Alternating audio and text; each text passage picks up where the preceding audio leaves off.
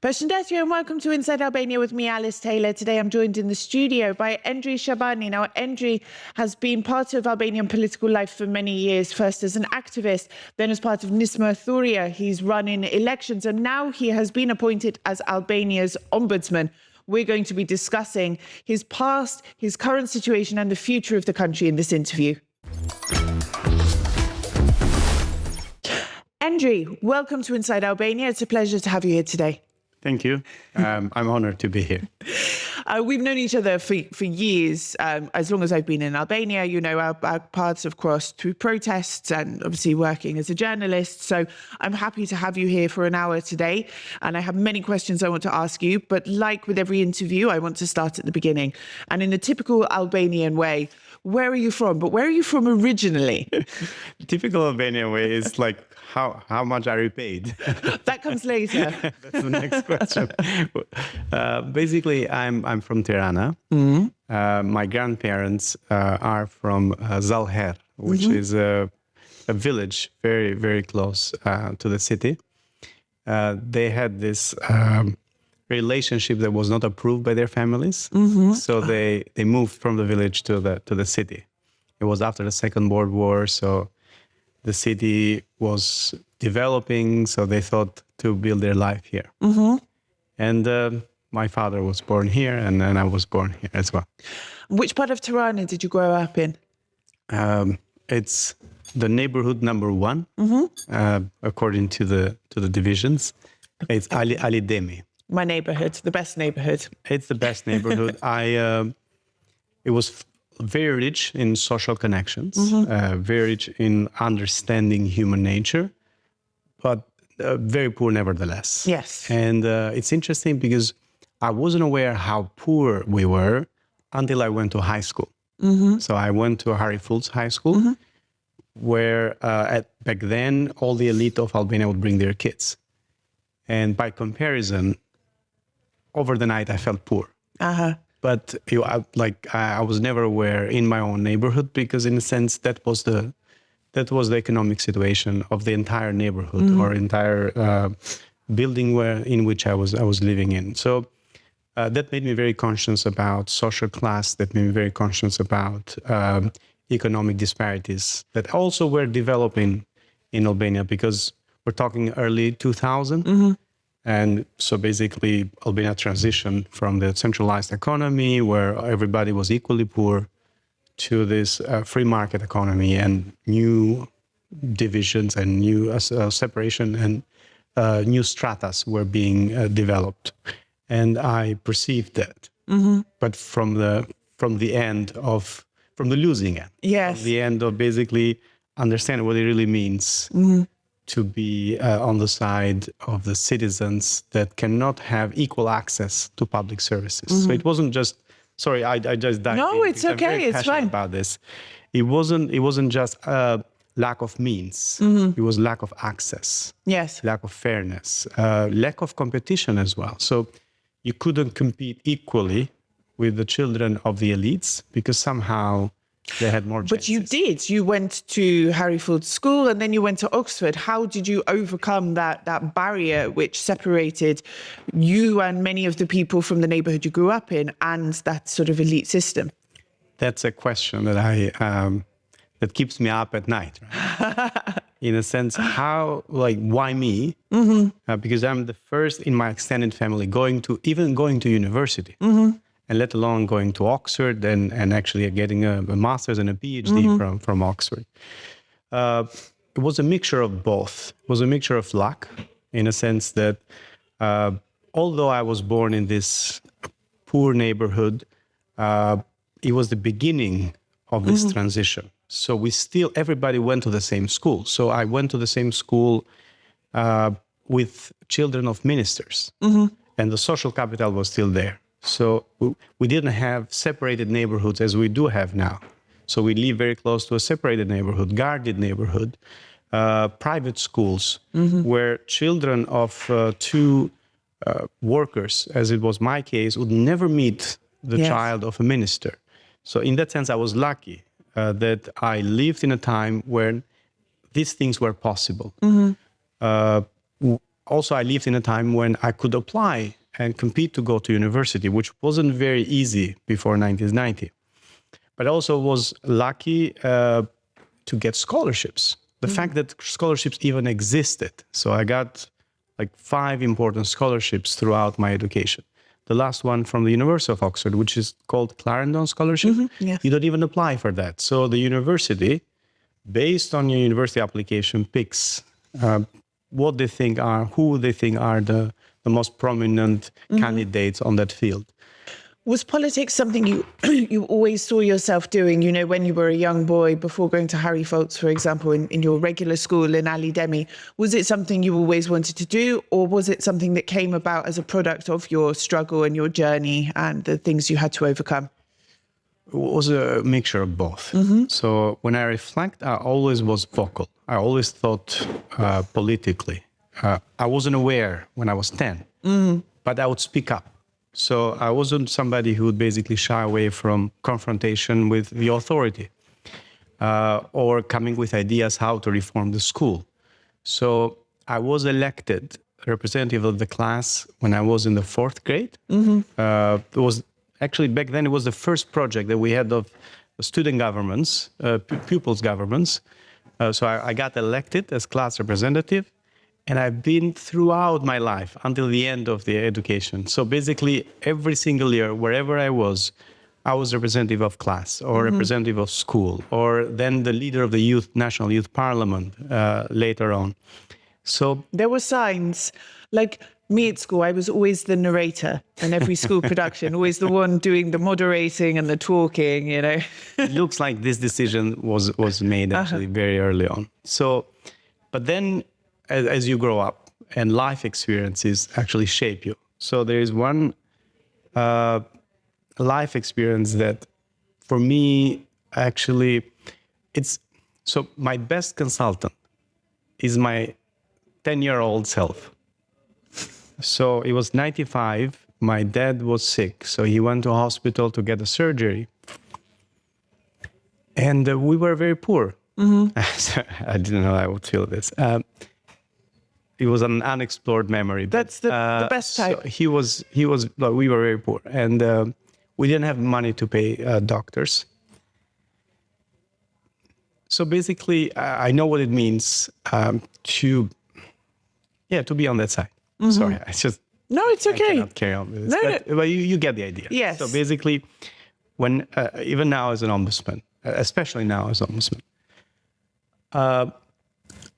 I reflect on that. What it really means to have a corrupt state, to have a corrupt hospital, to have a corrupt school, where people basically, these professions get polluted because there are very many honorable doctors, medical doctors, many honorable teachers, and I've met them, and I've been helped by them. But at the same time, when the system starts collapsing and becomes insensitive to the ordinary citizens, then that's when you really understand what it means to live in an equal society, corrupt society, where people are deprived from public access to necessities and important public services. As the ombudsman, you're looking at it from the perspective of that 10-year-old who suffered and had sad, difficult, challenging experiences firsthand at the problems you're now, trying to solve in your position. It's a powerlessness. So you see your the most important people in your life, and you feel like there's nothing you can do. So basically, because we couldn't pay the doctors, they couldn't. Basically, they didn't offer basic services to my dad. So then we had to take him home, and we had to find some neighbors who actually came to basically help him at home, like basically a collapse of the state in a sense. Some things have gotten better, but some problems persist, and that's my motivation, my drive for my political life, my political ambition, but also has shaped my political ideology or political ideas, so to speak. My daughter's 6. Do you know how many conversations we've had in the 6 months since she started class apart? We've had about the differences between her and other people in her class or other kids in the class, all sorts of differences, you know, where they live, what their parents do or don't do, or how they dress, or this child has autism or this one doesn't. You know, it sparks so many important conversations, which are learning opportunities as well. You don't necessarily get that in a fancy private school as well. And that's crucial for Yes. to develop as a person, but also that's crucial to have a healthy society. But when you think of, when you read Bourdieu about social classes and progress in life, you need cultural capital, you need financial capital, but you also need the social capital. You need to know people. Yes. Right? We don't know each other if we live in different neighborhoods. Yeah, so another Endrit who is born nowadays in a poor neighborhood, they will never meet the son of a minister. Or the son of a school principal, because all of this, most of the time, these people, they make personal choices. I don't judge that, but it's like from a political perspective, they move in different worlds. They move in different worlds. Yes. They don't have the social connections. They only meet each other or people from the same social class, and they cannot help each other actually progress. So that's one thing. The other thing is, when I was exposed, because back then also the community was much more open. We never locked the door. Basically, we would enter into each other's houses. So you also get exposed to different parenting styles, right? So, and that's also very important in the development of a child, because you can compare. You have different different models, role models sometimes. So I think we are moving towards. We are moving on the wrong direction. If there is something we can do about that, I think we must do, and that has to basically that means that we need to make sure that people meet with each other. They have common spaces. These things don't help as well. We're getting less social. But I wanted to ask as well, you studied at Oxford, you had the world at your feet, you know, you finished with those qualifications from Oxford. The world is your oyster, so to speak. Why did you come back to Albania? It's my home. It's like nobody should ask. We should never live in a society where people are asked, why do you come back home? Right? But so many don't. That's I know. I understand the question. Yeah. I understand the question. That's why it hurts me to actually to actually hear that question. Right? It's like I went to get an education. I would naturally I should have come back. Yes. When I think of that, it has different answers, right? Or bits of the answer. Part of that has to do with my family. My family is here, and I'm very much connected with my parents. Livia was here when I came back, so I came back to stay in my home town with my friends, with my family. But also, I always thought that my education would help me to improve my own society. Yeah. So that's my political drive. Yes. So if I was a firefighter, I would go where there is fire, because that's where you find meaning in your life. And I find meaning in my home country. Did I have moments of actually doubting this decision? I did. Yes. Because life goes on. And there are moments of despair where you think like, probably I'm doing it all wrong. Probably I cannot contribute. Probably nobody wants my contribution. But at the same time, I'm an academic, and I contribute by teaching young students. And I think that's also a very important contribution. When I taught at Oxford or at Sciences Po in France, I was teaching to students who, even if I wasn't there, they would find somebody else very, very likely much more prepared than I was and all that. When I come back home, I can contribute and inspire and encourage some students to basically progress with their life. At least that's what I think. So I find motivation because I find meaning in what I do. And I think there is a very interesting longitude study from Harvard and they have studied people since they were young until their death, in their deathbed. They found out that what makes people happy, even live longer, it's not economic or social success. It's social ties, strong social ties, like having your family, having friends. And in that sense, I'm much richer and wealthier here than I would have been working in London or working in Paris. Yes, it's hard to set yourself up in a different country, you know. It's to find those ties and things. If I had my family there, It would be different. might have been different, might not. I would still have this political drive of wanting to change my neighborhood, wanted to change my city, and wanted to change my society. Now, you mentioned, you know, there was a few moments of despair or, you know, have I done the right thing or whatever. And I want to jump forward a few years to the election campaign from this year. I'm not saying that was a moment of despair for you. It was. But I want to ask, if you could go back to the start of that election campaign, would you do anything differently? And what would you do differently? I just don't want to think about that anymore. Also, because of in my position now, to actually distance myself from political life. But I think we did, as a group, we did what we thought it was best. We had our best intentions. It didn't go as expected. And I think that's part of life. Yes. In my life, I try to make always new mistakes.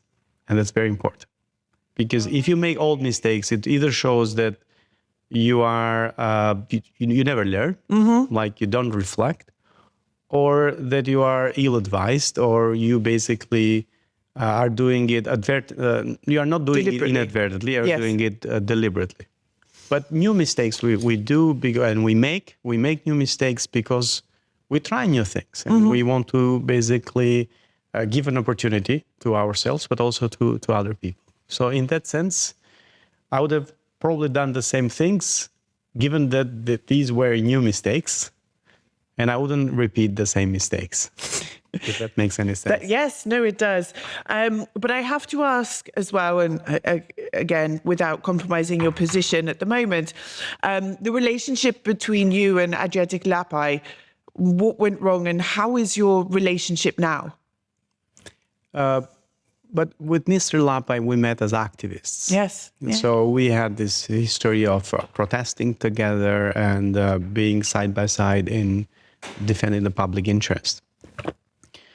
We had a difference in vision, and that's also part of life. Yes. And then we went separate ways when everybody made different choices, and I made the choice of basically stepping down from my political ambitions and political activity, and to try my capacity, in my best capacity, to try this new position, in which I was successful, and I'm thinking on what I'm going to do in the next 5 years or 10. Yes. And like contribute in a way that I will feel proud whenever I leave this office, to feel proud, and probably write a book about what we actually did as a team. I kind of see in a way that the position you have now as Ombudsman is more in line with your activism roots, you know, than politics. I kind of always feel that politics and activism don't quite, or it's like you kind of joining the other side in a way, but I feel that being an ombudsman is sort of the official extension of activism. Does that make sense to you? Well, there are different people looking at the role of the ombudsman from different angles. Some people look at the ombudsman as a judge, which I don't agree with that. To me, the ombudsman is basically an activist, and the activist of human rights. Yes, this is so. In a sense, I changed the tools, but I didn't change my values or my goals.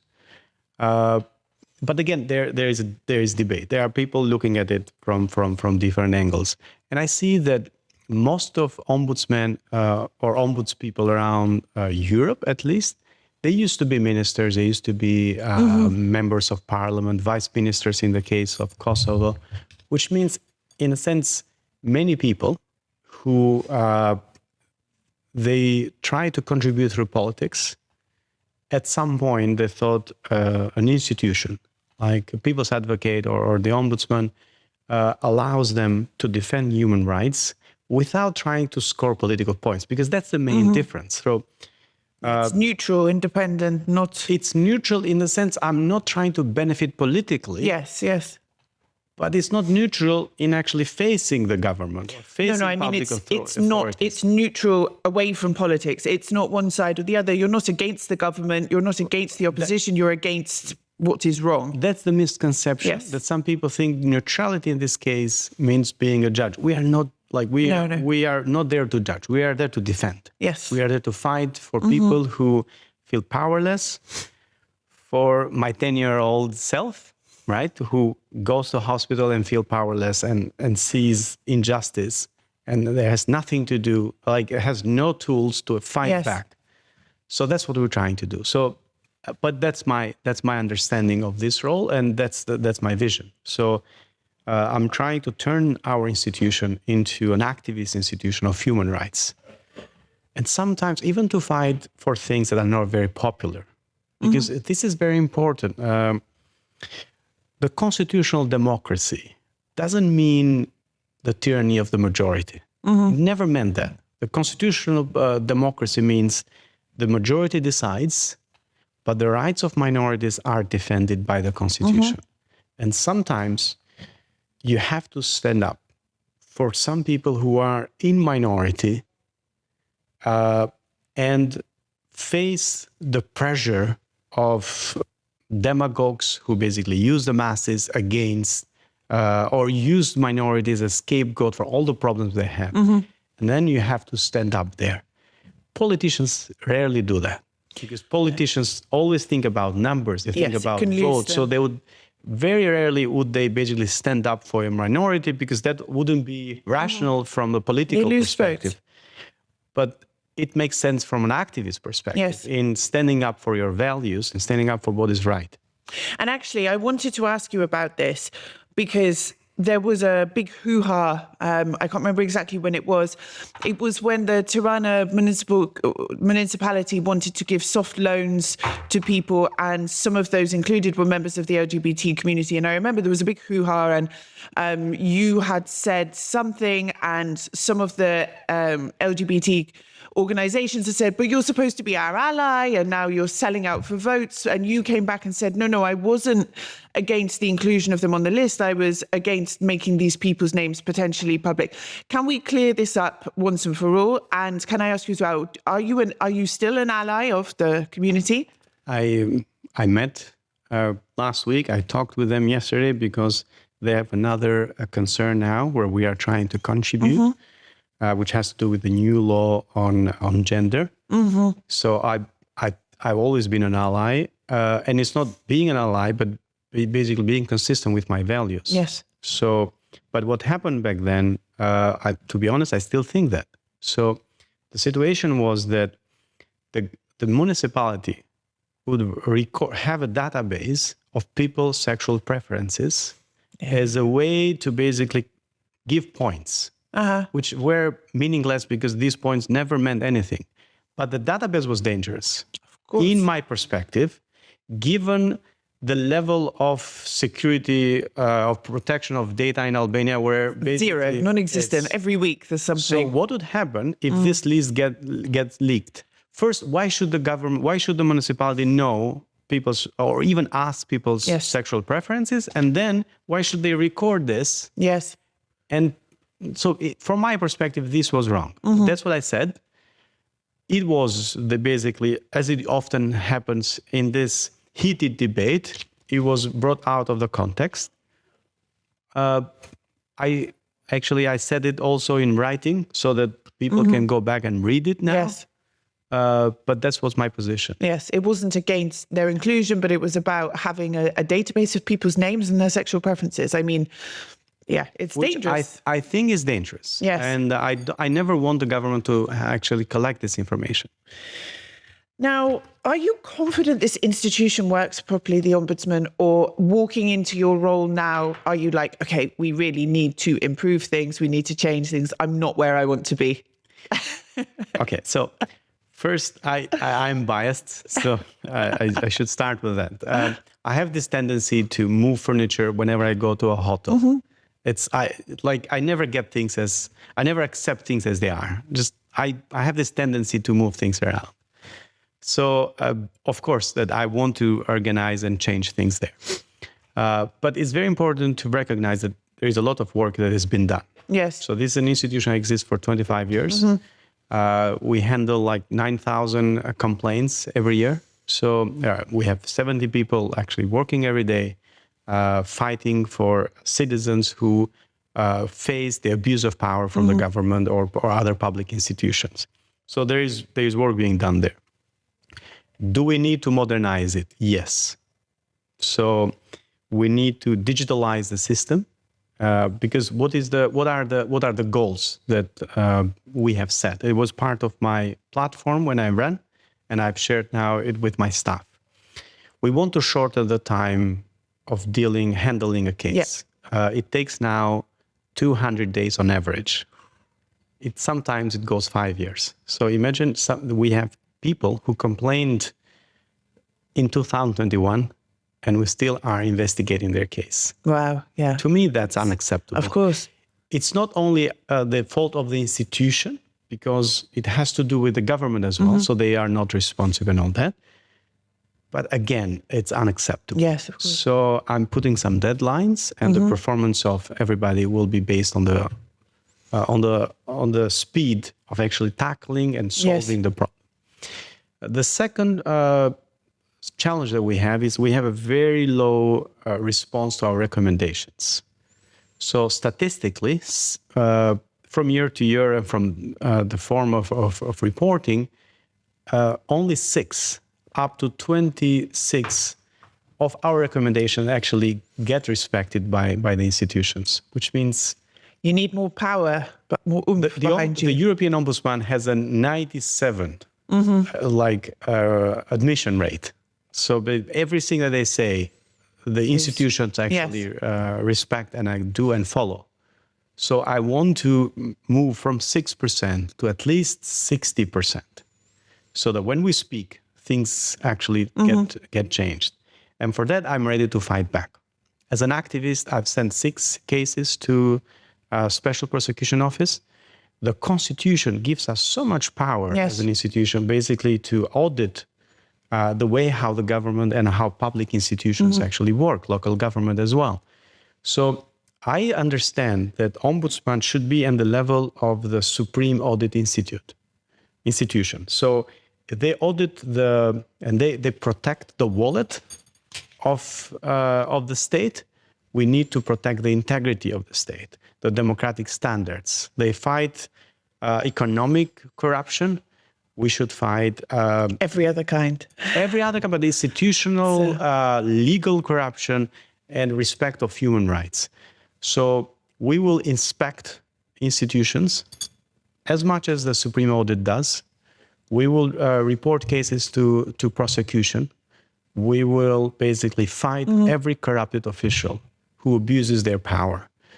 And the aspiration is to turn the Ombudsman to the level where it should be, where it was thought and it was conceptualized in 1998 when it was put in the Constitution. This is a constitutional role, and it should work as such. And the third thing is there's this barometer which measures the public opinion. Yes, the trust. And we score very low there still. It's 40%, which is still good. Much higher than political parties or other institutions. I was just about to say.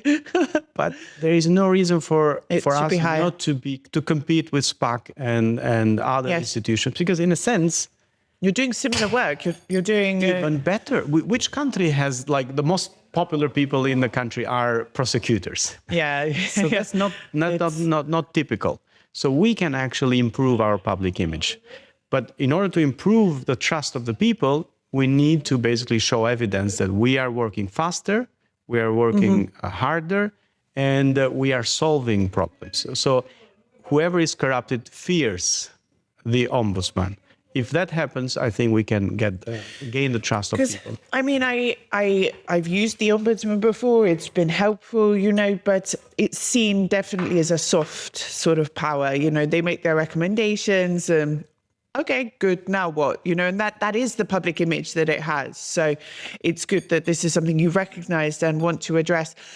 Is there a particular file that you don't want to open, that you don't want to receive? Is there something that you really not fear, but are anxious about having to deal with in some way? Are you ready for anything? Zero. Because I also delegate. So we have 5 commissioners who are elected by the parliament. And because they are elected directly by parliament, they have their own powers. So, and they lead a different section in the Ombudsman office. So I have delegated. If something comes up you don't like, you can be... No. I mean, I've delegated everything. Yes. So they investigate. They come with their own recommendation.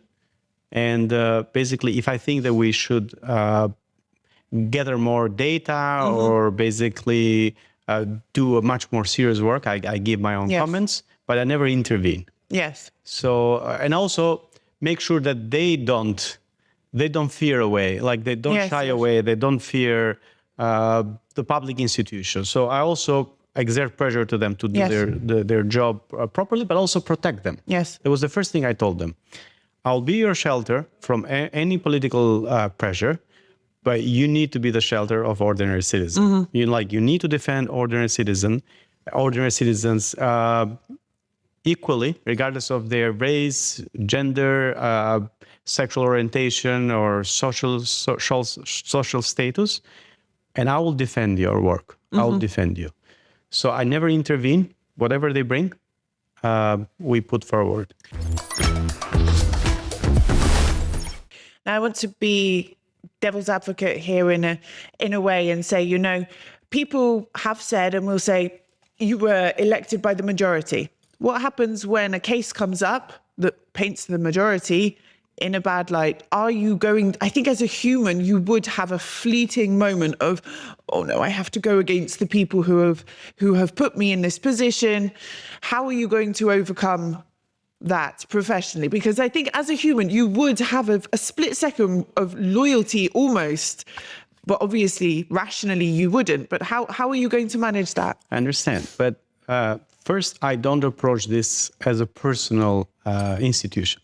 Like, this is an institution, and I want to depersonalize it in that sense. So although it's very monocratic, the way how it was designed by the Constitution, it's still an institution. So it doesn't matter if I like or I dislike a person, we still have to serve them equally, or a group of people, like or a political group, so to speak. But it's very important to clear the facts here. I was actually proposed by the MPs of the opposition, right? Several parties, including the DP. So I also feel grateful to them as well. So where should I share this personal sense? So it's in court now. They're challenging your. So let's go back. So the opposition proposed you. They gave me the chance to run. Without their signatures, I would have not been a candidate. And then the majority, because the majority refused to actually support my candidacy. So they wouldn't support anyone, including me. So even friends, I had some friends, we studied together. I asked them, can you please support my candidacy? Because I needed at least 28 MPs. And they said, we cannot support you. We cannot support anyone. This is a political decision. I'm sorry, you're my friend, but I cannot actually I cannot sign for you, right? So without the signatures of the opposition, I would have never been a candidate. So in that sense, I'm grateful because they allowed me to run.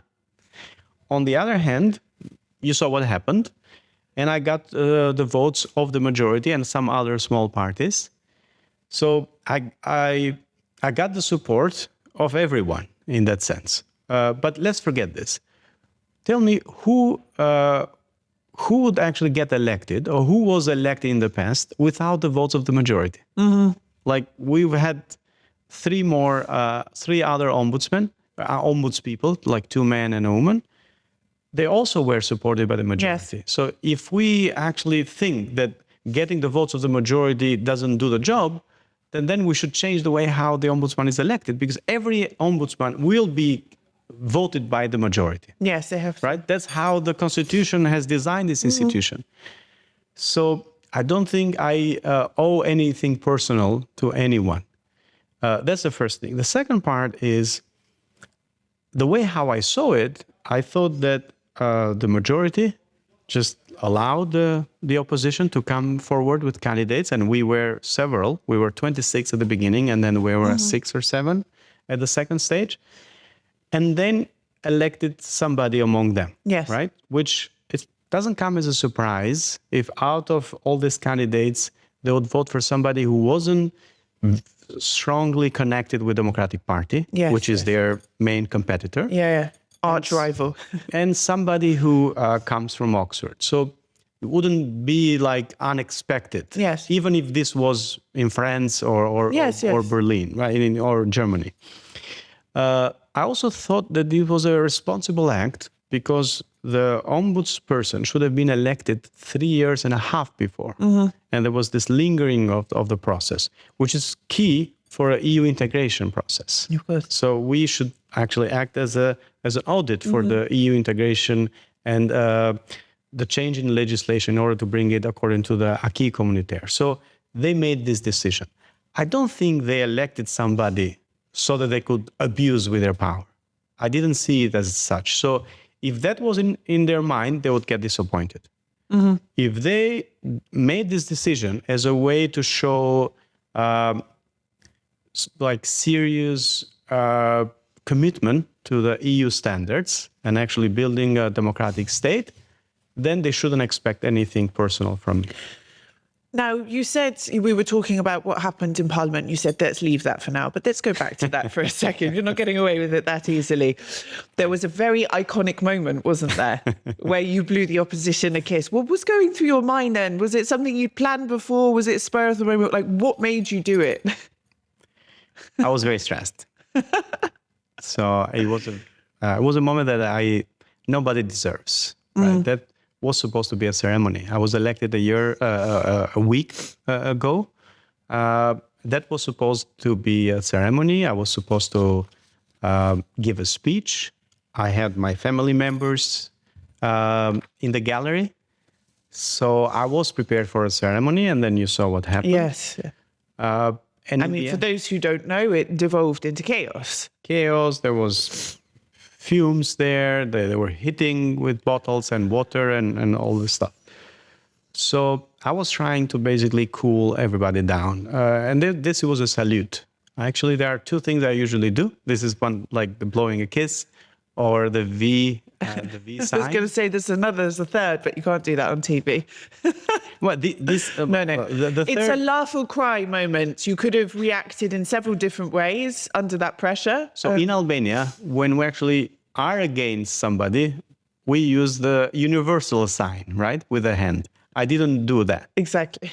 I blew a kiss, which I don't know any society where blowing a kiss is an offense to people. No. So, but I was very, very tense. So, and this was a way of probably, I didn't think of it. It was instinctual, but it was probably a way to cool down the situation. Did it cool it down? I don't know. Probably this is one of the mistakes I wouldn't. But you became a meme, so, you know. Okay, it serves a purpose. There was a question I wanted to ask, but I guess you're not going to be able to answer it because of your position, and it's related to the state of the opposition at the moment, which is incredibly fragmented. I mean, it's a mess. I'm going to be blunt. I am a voter now, you know, and I don't even know how to label it, what's going on. We have protests and things going on at the moment. I wanted to ask you how you perceive the opposition at this current moment, but I don't know how much you are able to answer. So as Ombudsman of Albania, I'll tell you this. We will fight for everybody to have the right to keep the megaphone. Right? So everybody should exercise the constitutional right to protest. And when there's been abuse of power, or the police officers misstepped, we have investigated and we have recommended measures against these officers. There were 2 protests where this happened, and we came with reports. We investigated, we met with people, we registered the case, and we are meeting with the Minister of Interior next week to discuss abuse of power from police officers. It doesn't matter what they say. For us, it's important that everybody has the right to protest and to keep the megaphone. As an intellectual, I'm very much concerned about democracy, and I'm very much concerned about representation. So I've lived in Paris during the yellow vest, and I was very much concerned that the country where representative democracy was invented had protesters that refused to have a representative. They said, like, we don't want any representative. A similar thing happened in Albania with student protest. They refused to have a representative. So we have a crisis, not only in Albania, but around the world, or around, like, in the Western world, we have a crisis of representation. And I think that should be a clarion call for everybody who is politically involved to think that if we reach a moment when citizens don't articulate their ideas and their concerns through political parties, that's a dangerous moment. Because what is the alternative? And if you don't have a representative, there's no way to negotiate. You can protest and protest, but at some point you have to sit down and discuss, even with the enemy, you know, you have to sit and find a way. If you don't have a representative, you can't just instill brute force and hope to achieve something. I lived in Albania in 1997. It started, the uprising was a failure of representation. Like, people went on the street because this resentment was very strong and was unarticulated. So we need to make sure that citizens have representation. They are part of decision making. They express their political ideas or even resentment through political means, through political parties, through participation in elections. So that's a very important process in a democracy. Yes. And I'm very much concerned of that in general as a phenomenon. Now, another question, and again, it's one of those elephants in the room, but I know what people are going to comment on this interview before they even, and I get it. I haven't given interviews for 2 or 3 months. So they'll have plenty of. They'll have a lot of pent up keyboard warrior energy. But I get it as well. If I talk about anything to do with equality, feminism, human rights, media freedom, democracy, I mean, one of the latest things I've read online about myself is that I've been put here by Soros to, like, disrupt. And you get this a lot as well. Anyone who's slightly left-leaning in any way or centre-left-leaning in any way, Soros. Can we address this as well? Are you a puppet of Soros, put here to destroy the Albanian identity, culture and society? So I don't know if you remember when you first heard of Soros, but I do remember. I was in Ali Demi school. I was elementary school. And Soros was brought there by Salih Berisha. So Salih Berisha, back then, he was president. I was a pupil in elementary school. And he presented Soros as this philanthrope who is going to help Albania. And actually, my school, Ali Demi, was rebuilt by Soros funds. And under Salih Berisha. Under Salih Berisha. And Salih Berisha was promoting Soros. Yes. So I heard Soros first from Salih Berisha, who was promoting him as a philanthrope. And then many years later, I got this scholarship for a part scholarship. So they would cover my living costs when I was in the UK. And University of Oxford, they would pay the tuition fee. But this was one of at least 5 big scholarships that I got throughout my education, and one of the 10 scholarships that I received. But it was enough for people to say, so you are Soros. Funded, backed, paid by. Yes. So, and then sometimes I ask people, what does it really mean? Yeah, they don't know. What it means to be a Soros puppet, right? So, and again, because I'm an academic, I want to understand. So what I think, most of these people think, when they say Soros, they mean civil society. So there is a prototype of Albanian liberals which they associate with Soros, right? Sometimes they associate with every NGO in Albania, like this group of civil activists. In one way or another, they should be Soros. They should be affiliated with Soros. And when that happens, that concerns me, because it means that there is a resentment towards one part of the society that actually is very important. We didn't have that before 1990. The reason why we had civil society funded by international actors was because we didn't have it. Like in 1990, we had the military, right? People that worked in the military. We had people that worked for Sigurimi, the secret police. We had people who worked in the factories, right? We had intellectuals working at schools and universities, but we didn't have. We had very few journalists, and we had probably no activists. Yes. Back then there was this. I don't know how it's in English, but in Albania it was bashkime profesionale. So basically, these were like what is the name of union workers? Yeah, professional unions.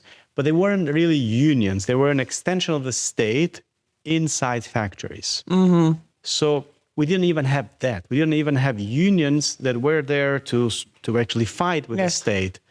So that made it important for international actors, including Soros, to fund a group of people. It started from schools and universities who actually could speak up. They could live with grants. They would live with projects. Because what was the alternative? So the alternative was organized crime, right? So if you wanted, my parents, they were working in a factory. The factory closed. They were jobless. Yeah. So what my dad did, he started a business. He started selling old TV sets. But what were the alternatives back then? Yeah. So either you participate in the market, right? Work for the state, or organize crime. There were very few options. So Soros allowed some people to actually leave out of projects, trainings, expertise, academics. They funded a lot of universities. They built schools. So, and this group of people, right, that the civil society, at some point got disconnected probably from the ordinary citizens. And probably this is the root cause of the resentment. Yeah. So the resentment is not, Soros is the name, like the label. But it means something broader. But it means the civil society. Because I would say that the majority of people that use that word as a weapon, that name as a weapon, don't know who he is. They don't know. They see it as a concept, like you just said, sort of something that they're against. They don't really understand what it is they're against. And I think But the fact that they cannot articulate it doesn't mean that they don't have legitimate reasons to have this resentment. But I think if they understood what it is they were fighting against, they probably wouldn't fight against it, because a lot of it actually benefits them when we talk about, schools, academia, human rights, equality, etc. But they felt excluded from it. They saw that this thing is happening, but they weren't part of it. But then I think there's people today who are different from that. They just have tacked on to the word, and they don't understand this nuance that you're explaining. They are also demagogues. So when they are demagogues, they use it deliberately, and actually it's been a dog whistle. Very, very profitable. Yeah. But I'm also concerned about people who felt disenfranchised from the civil society. And in a sense, as somebody who was part of the civil society, I've represented international organizations in Albania. I think we failed. Yes. So we should have connected better with people, because we were supposed to serve these people. And this resentment is not completely ungrounded. This is something I wanted to ask you as well.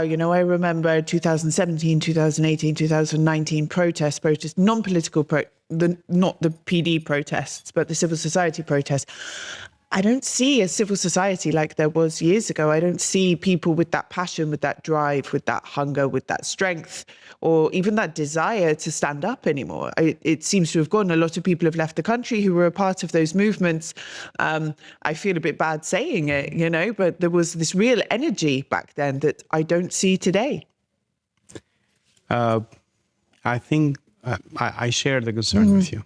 And that's why we should make sure that we fight for the right to protest. Yes. but also have success stories. Yeah. Because the lack of success stories is what usually discourages people from standing up.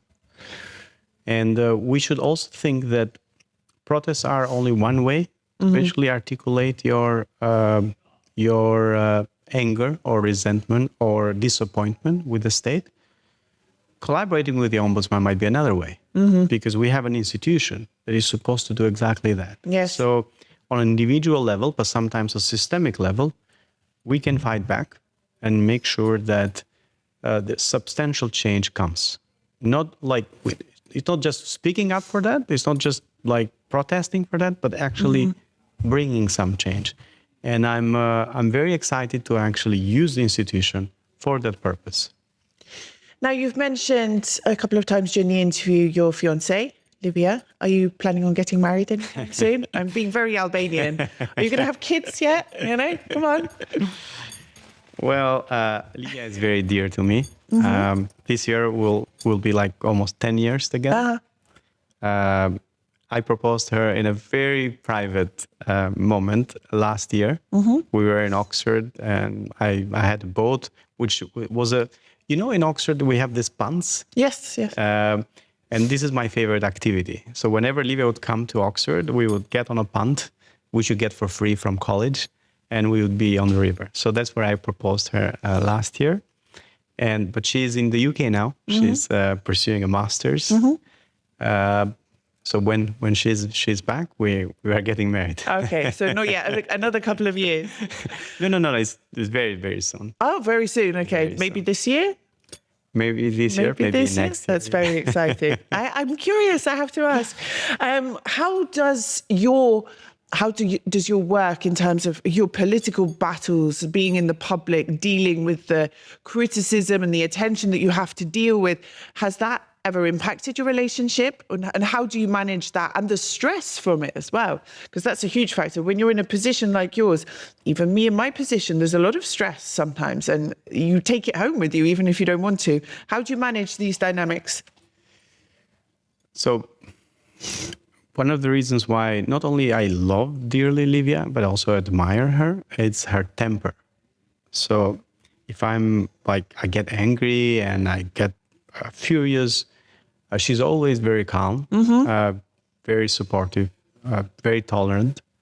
So she helps me a lot, basically find my balance. Like, she actually did help me from the very beginning to find my balance. But I feel very guilty towards her because sometimes she pays the price of my political life. Sometimes even directly. They went after her a couple of times. They even basically, so she got a scholarship from the UK government. Even that was basically seen as a political deal and all that. Like I can imagine. A global conspiracy for a scholarship, for cheapening scholarship. But she's an artist, so she articulates her feelings through art. But it's stress.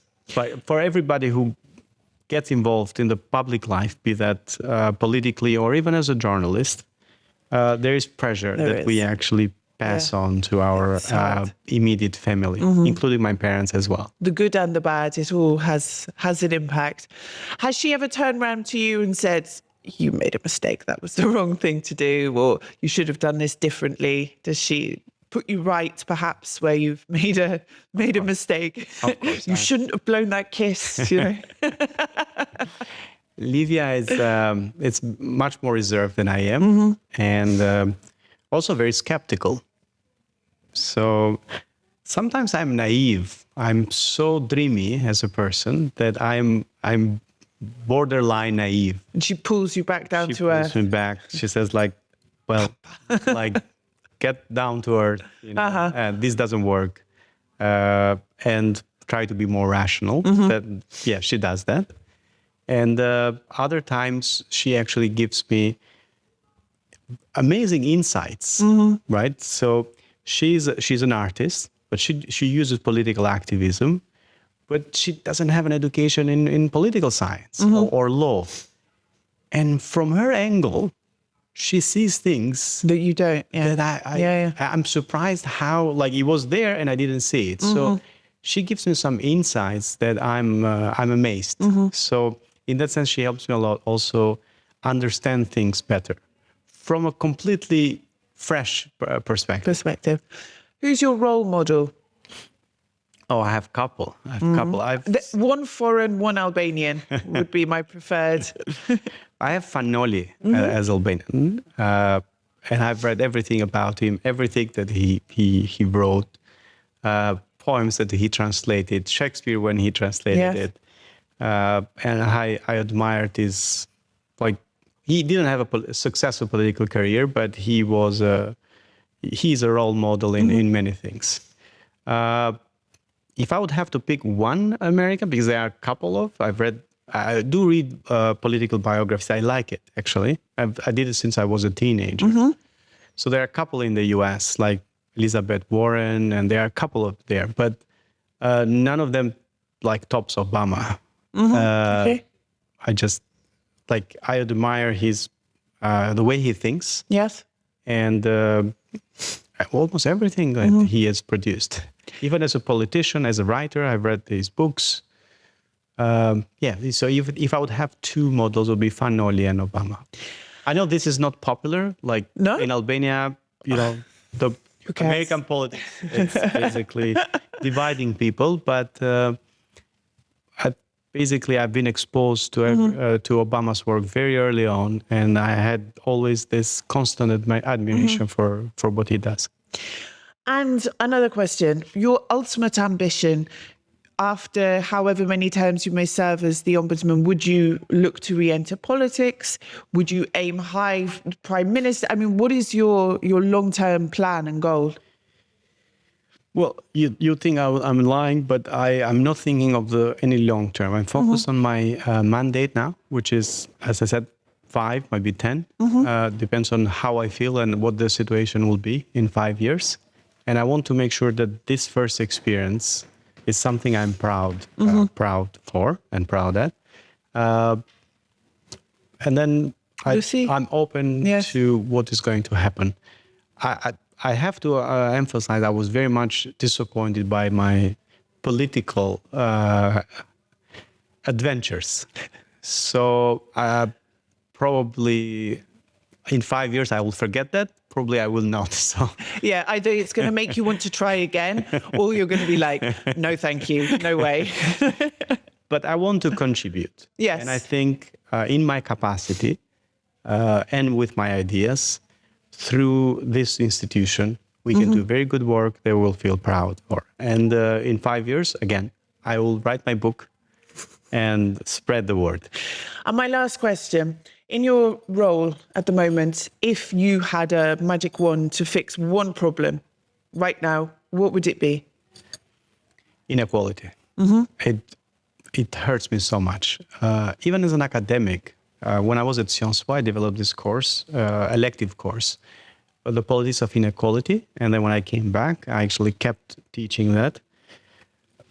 To me, the root cause of most of social illness comes from inequality. Financial, educational, in all, between the sexes? Even so, it's sometimes even poverty is not as bad as inequality. So, because inequality is basically having the opportunity there, but not being allowed to access it. Of course, we need to encourage competition and equal chances, but also we need to make sure that nobody's left behind. There are serious studies showing that inequality kills. People die younger if they live in an unequal society. Not poor society, unequal society. Feeling that there is injustice to you, feeling that other people are advancing and you are left behind, that makes people die younger. So it's very dangerous.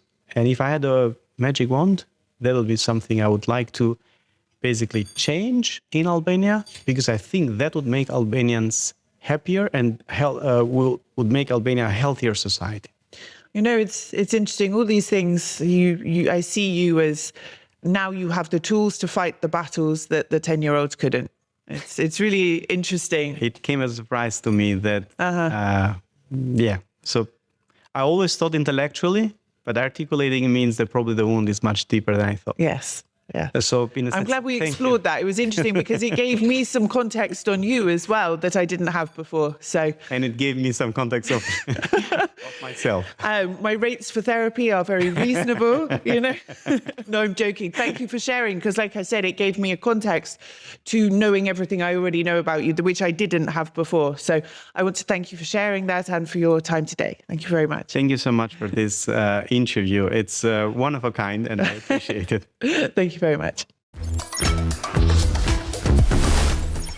That's all for this week. You can watch Inside Albania every Saturday on Euronews Albania, on our YouTube channel, Euronews Albania, or across all major podcasting platforms.